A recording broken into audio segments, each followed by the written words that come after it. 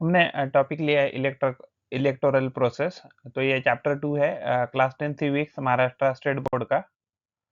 तो election process के बारे में हम इस चैप्टर में देखेंगे। तो हम इलेक्शन प्रोसेस कैसे होता है, कैसे इलेक्शन होते हैं इंडिया में, तो उसके बारे में हम यहाँ देखेंगे।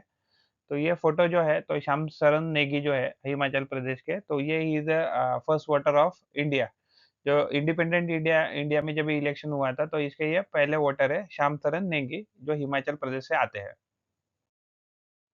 तो इलेक्शन क्या है? तो it played a major role in the working of the democracy. India की जो डेमोक्रेसी है, उसको चलाने के लिए इलेक्शन बहुत मेजर रोल प्ले करते हैं।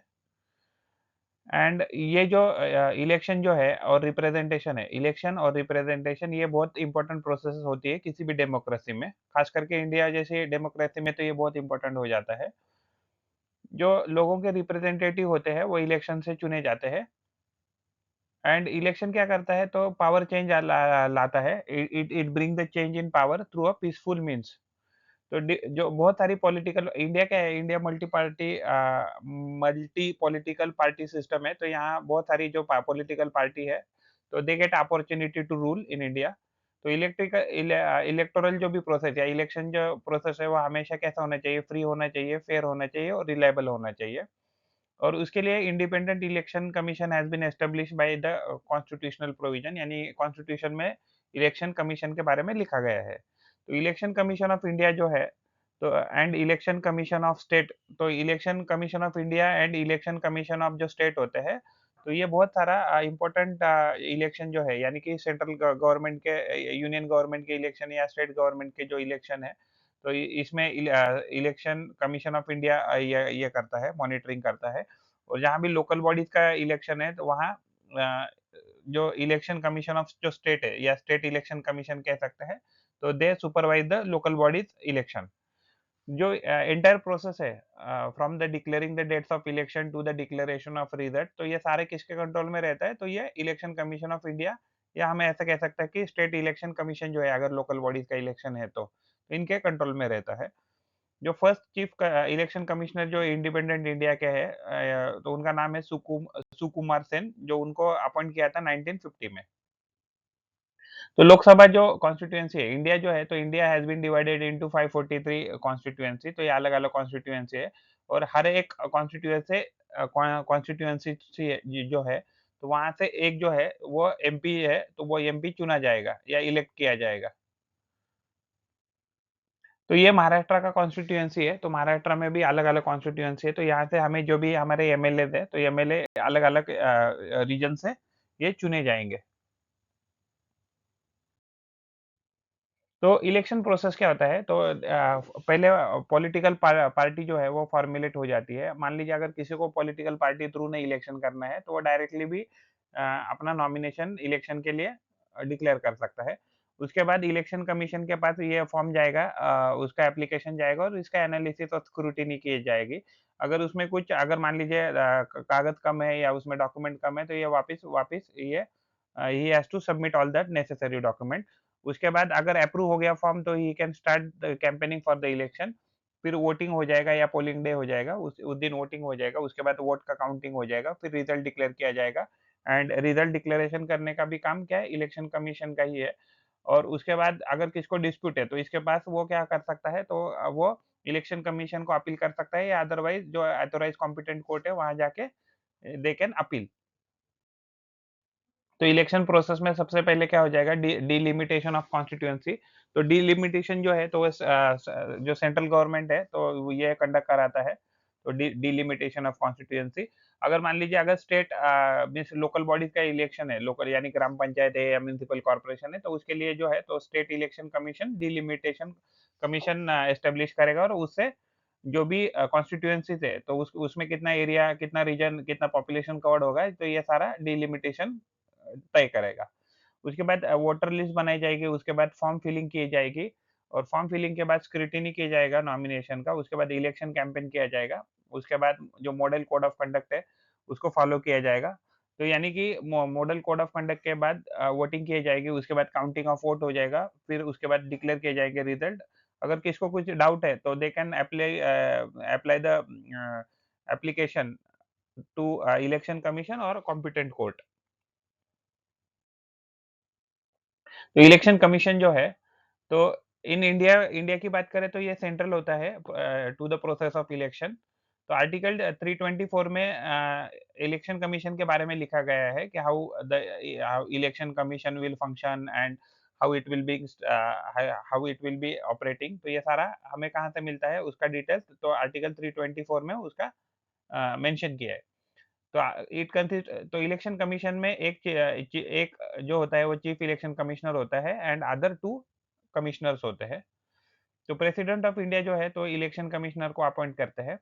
तो चीफ इलेक्शन कमिश्नर जो है तो उसको रिमूव नहीं किया जा सकता है for his from his post for any political reason. तो वो क्या कर सकता है, वो फ्री एंड फेयर वे में काम कर सकता है। तो ये प्रोसेस बहुत नेसेसरी है to preserve the independence of election commission.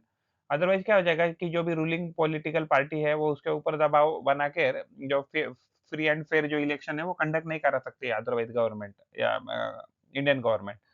तो separate provision are made for the expenses of election commission. तो यानी कि अगर मान लीजिए इलेक्शन कमीशन क्या कितना खर्चा करेगा, कैसे करेगा, तो ये सारा कहाँ लिखा गया है, तो ये सारा इसके लिए स्पेशल रूल्स बनाए गए। तो तो इलेक्शन कमीशन के पास खुद का स्टाफ नहीं होता है। तो जो भी गवर्नमेंट अथॉरिटीज होते हैं तो गवर्नमेंट अथॉरिटीज के ही उन लोग वो एज इस्तेमाल करते हैं एज अ स्टाफ बोल के।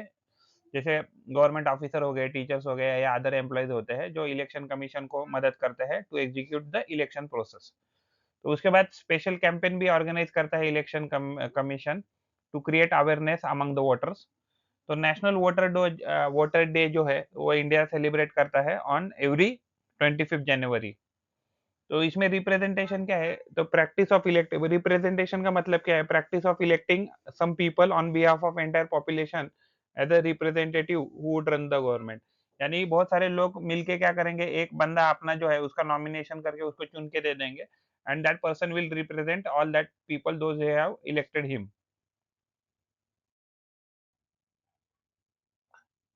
इलेक्शन कमीशन के फंक्शन, तो इलेक्शन कमीशन के फंक्शन में वोटर लिस्ट पहले प्रिपेयर करना होता है। और जो भी इंडियन सिटीजन है who has completed 18 years of age, तो he has the right to vote. तो इंडियन का जो भी वोटर लिस्ट का जो भी नाम है, तो उसको इंक्लूड करना वोटर लिस्ट में, तो ये काम किसका है, इलेक्शन कमीशन का है। And election commission eligible voter का लिस्ट बनाता है, उसको अपडेट करता है, और जो भी नए उसमें चेंजेस करने हैं या उसमें कुछ मॉडिफिकेशन है तो ये सब करने का काम, या कुछ नाम जो है डिलीट कर, मान लो किसी की डेथ हो गई तो उनको डिलीट करना, या न्यू वोटर है उनका नाम उसमें ऐड करना है, तो ये रिस्पॉन्सिबिलिटी इलेक्शन कमीशन का है। तो उसके बाद जो टाइम टेबल एंड प्रोग्राम होता है इलेक्शन का, तो उसको डिक्लेयर करने का और उसको डिसाइड करने का काम भी इलेक्शन कमीशन का होता है। तो इलेक्शन की सारी ज़िम्मेदारी इलेक्शन कमीशन की होती है। When to conduct election, how many stages to hold election in every state, कित कब करना है, कहाँ करना है, कितने स्टेजेस में करना है, ये अथॉरिटी इलेक्शन कमीशन के पास होती है। Scrutiny of the application of the candidate, तो मान लीजिए कोई भी एप्लीकेंट जो कॉन्टेस्ट करना चाहता है इलेक्शन, या इलेक्शन लड़ना चाहता है, तो वो किसी पॉलिटिकल पार्टी से है या इंडिपेंडेंटली है, तो उसने जो भी एप्लीकेशन में जो भी डिटेल दिए हैं वो ट्रू है क्या नहीं, वो वैलिड है क्या नहीं, वो स्क्रूटिनाइज करने का अथॉरिटी इलेक्शन कमीशन के पास होता है। और ये स्क्रूटिनाइज करके वो कंफर्म करता है कि कैंडिडेट कॉन्टेस्ट कर सकता है कि नहीं कर सकता है इलेक्शन। अगर कोई डॉक्यूमेंट कमी है तो they immediately inform to the concern candidate. और जो एलिजिबल कैंडिडेट, सिर्फ उनको ही अलाउ करता है इलेक्शन कमीशन इलेक्शन लड़ने के लिए, कॉन्टेस्ट करने के लिए। तो रिकॉग्निशन को जो पॉलिटिकल पार्टीज होती है उनको रिकॉग्निशन काम देने का भी काम इलेक्शन कमीशन ही करता है। तो इंडिया में मल्टी पार्टी सिस्टम है। तो अगर जब भी नई पार्टी अगर बन जाती है तो समटाइम्स क्या हो जाता है कि कुछ ओल्ड पार्टी है वो स्प्लिट भी हो सकती है। तो जो नई all part political party need to get recognised by election commission. अगर मान लीजिए अगर कोई पार्टी रिकॉग्नाइज नहीं है बाय इलेक्शन कमीशन, तो they can not contest the election. तो आपको रिकॉग्नाइज होना पड़ेगा पहले इलेक्शन कमीशन द्वारा। तो स्टेट इलेक्शन कमीशन हो सकता है, या सेंट्रल इलेक्शन कमीशन, या यूनियन सेंट्रल इलेक्शन कमीशन हो सकता है। तो it also has the right to derecognise any political party. अगर मान लीजिए किसी पॉलिटिकल पार्टी ने कुछ धांधली की है, गड़बड़ी की है या कुछ फ्रॉड किया है, तो इसको डी-रिकॉग्नाइज करने का काम भी अथॉरिटी भी है, तो वो इलेक्शन कमीशन के पास ही होती है। तो it also a lots election symbol, तो इलेक्शन सिंबल जो है तो पॉलिटिकल पार्टी को देने का काम भी इलेक्शन कमीशन ही करता है। तो यानी कि हम हमारे मर्जी से कोई भी पॉलिटिकल सिंबल नहीं ले सकते, that has to be given and that has to certified by election commission only to resolve any dispute related to election. तो अगर कोई भी इलेक्शन रिलेटेड अगर डिस्प्यूट आता है, तो वो immediately that has to be communicated to election commission and अगर कोई कैंडिडेट क्वालिफाइड है या डिस्क्वालिफाइड है, तो ये डिक्लेयर करने का भी अधिकार इलेक्शन कमीशन के पास होता है। अगर मान लीजिए कहीं गड़बड़ी हो गई, धांधली हो गई इलेक्शन में, तो री इलेक्शन करने का ये ज़िम्मेदारी, अथॉरिटी, पावर ये सारा इलेक्शन कमीशन के पास ही होता है। तो रीस्ट्रक्चरिंग ऑफ द कॉन्स्टिट्यूएंसी, तो जो डिलिमिटेशन एक्ट जिसको हम कहते हैं, या डिलिमिटेशन कमीशन, तो अगर मान लीजिए कि कोई एरिया है, तो उसको अगर मान लो रिस्ट्रक्चर करना है और कॉन्स्टिट्यूएंसी को रिस्ट्रक्चर करना है, तो इसका ज़िम्मेदारी किसके पास होता है? तो इलेक्शन कमीशन के पास होता है। तो इंडिया जो है, तो इंडिया की बात करें तो इंडिया के पास लोकसभा में 543 मेंबर्स है। तो यानी कि इंडिया के पास 543 कॉन्स्टिट्यूएंसीज़ है। तो India is divided into 543 constituency for the Lok Sabha election. तो ये लोकसभा इलेक्शन के लिए इंडिया के पास 543 कॉन्स्टिट्यूएंसी है। तो फंक्शन क्या है इलेक्शन कमीशन के? तो इलेक्शन कमीशन के अगर हम फंक्शन देखें, तो जो इलेक्शन कमीशन जो होता है, तो जो भी एस्पेक्ट है इलेक्शन के, उनके कंडक्ट हो गया, कंट्रोल ऑफ इलेक्शन हो गया, अनाउंसमेंट इलेक्शन हो गया, तो ये सारा ये कंट्रोल करता है। और जो कोड ऑफ कंडक्ट है, ये कोड ऑफ कंडक्ट यानी कि लोग क्या करते हैं, बहुत ज़्यादा लोग क्या करते हैं कि कुछ भी झूठे वादे करते हैं, या मान लीजिए कोई पॉलिटिकल रीजन या रिलीजियस रीजन देके वोट माँगते हैं, तो that needs to be taken care. तो जो कोड ऑफ कंडक्ट है, तो जो भी कोड ऑफ कंडक्ट के बियॉन्ड जाके कुछ काम करता है, तो उसको पनिश करने का काम भी इलेक्शन कमीशन का ही है, और रिस्पॉन्सिबिलिटी भी है, में अथॉरिटी भी है, पावर भी है। तो गवर जब भी इलेक्शन डिक्लेयर हो जाते हैं, तो गवर्नमेंट को कुछ गाइडलाइन फॉलो करनी होती है, so that they need to prevent the use and misuse of government power to enhance its chance to win election.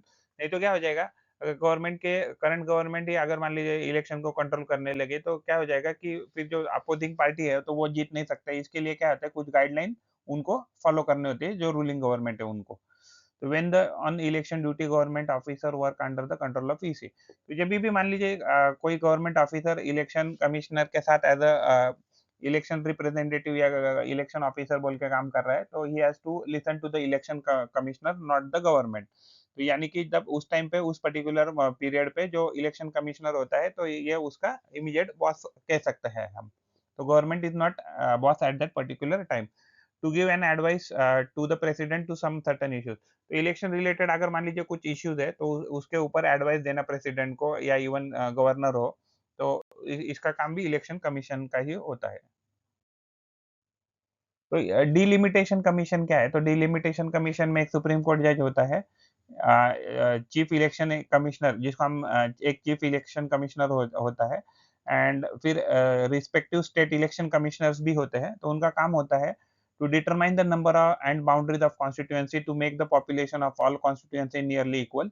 यानी कि ऑलमोस्ट सारे कॉन्स्टिट्यूएंसी में ऑलमोस्ट सारे इक्वल इक्वल लोग ऑलमोस्ट आ जाए, तो इसके लिए वो पूरी कोशिश करते हैं, and they restructure the constituency to identify the seats reserve for the schedule caste. तो शेड्यूल कास्ट के लिए सीट रिजर्व करना, एंड शेड्यूल ट्राइब के लिए सीट रिजर्व करना, और अलोकेट करना, या कि वुमेन के लिए अलोकेट करना सीट, ये काम इलेक्शन कमीशन शन का है।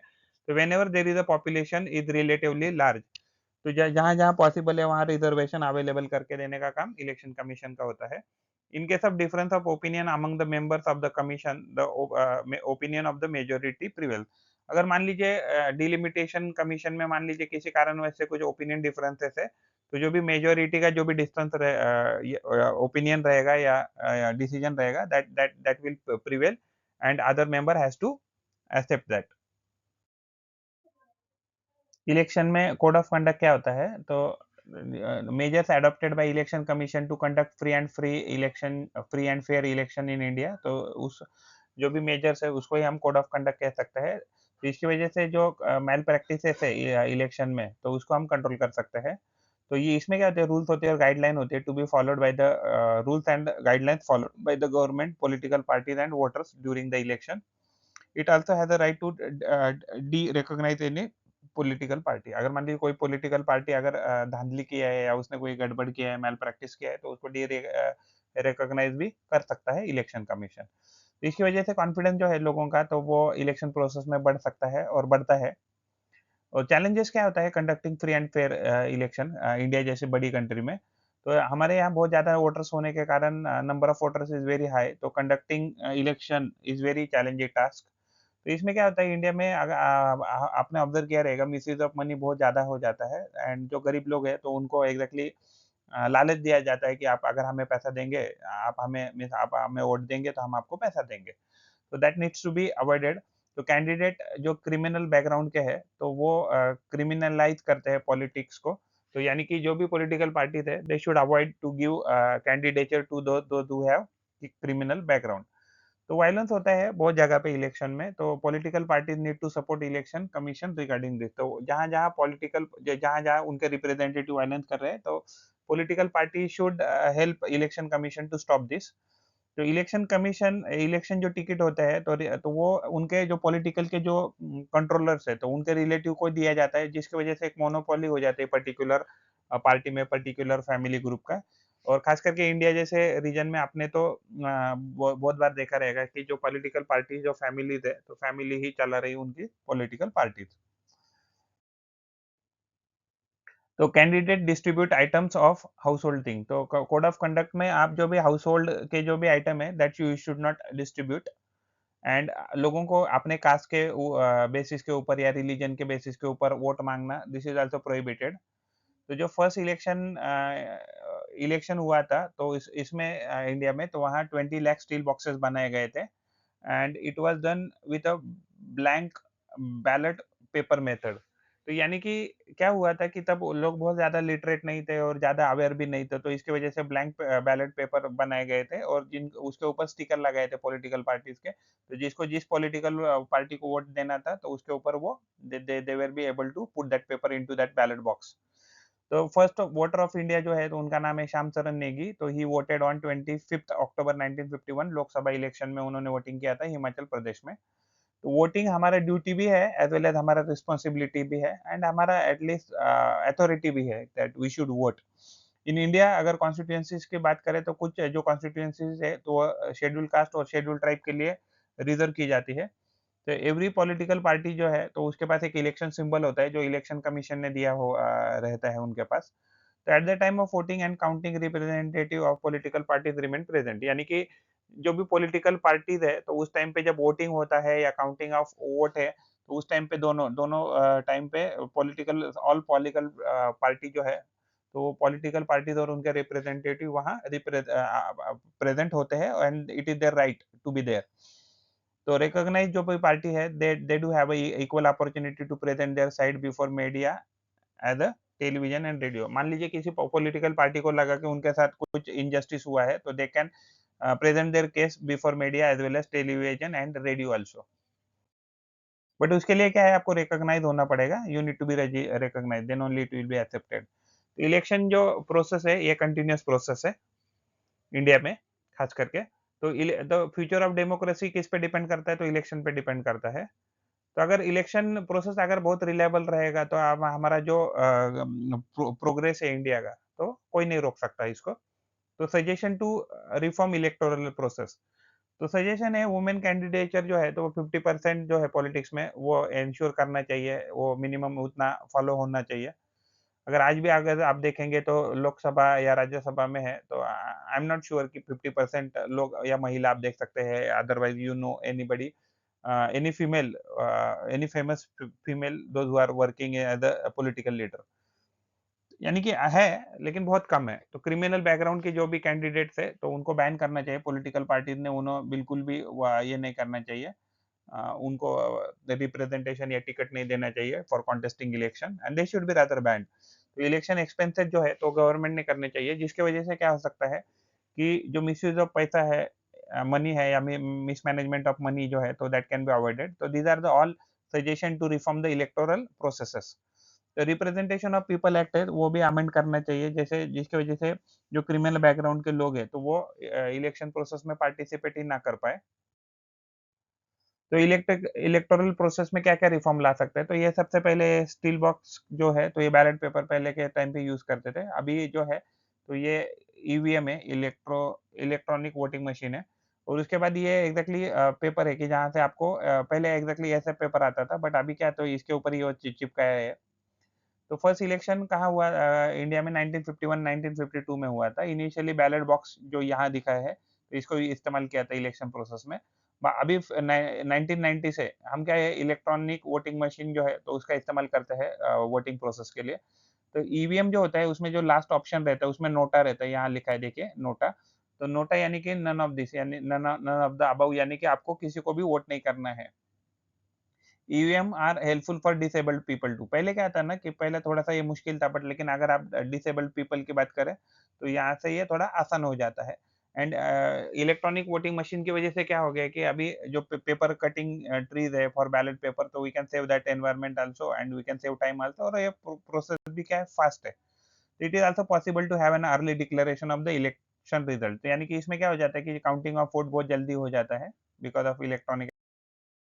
अगर आपको इसका पीडीएफ चाहिए, तो ये इसके डिटेल्स है। If you like the effort and information, then please like video and subscribe the channel and provide your valuable comment in the comment box or WhatsApp number 8055638591। Thanks for watching. Thank you. पढ़ते रहिए, बढ़ते रहिए. Keep learning, keep growing. Thank you.